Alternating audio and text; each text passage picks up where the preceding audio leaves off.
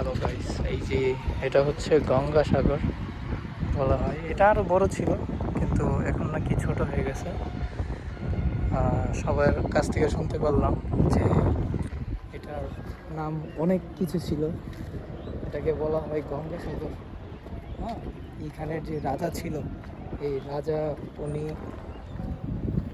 যখন আমলে এইখানে ছিল, তখন নাকি পরীরা এক রাত্রে এই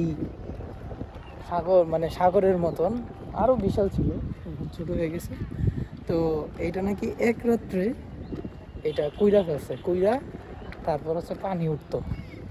তো এইগুলা খুবই ঔপন্যাসিক লাগে আমার কাছে, কিন্তু আজও এরকম কিছু দেখি নাই যে এক রাত্রে পুকুর খনন করার কাহিনীগুলো অনেক প্রচলিত আছে, কিন্তু এইগুলা আজও কি বাস্তব নাকি মানুষের বানানো কাহিনী, এটা আমি আজও জানি না।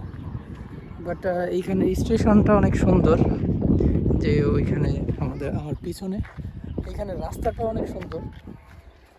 আপনি যখন এরকম একটা সার্ভাইভ করবেন যে লাইফে, তখন আসলেও ভালো লাগে, অনেক সৌন্দর্য।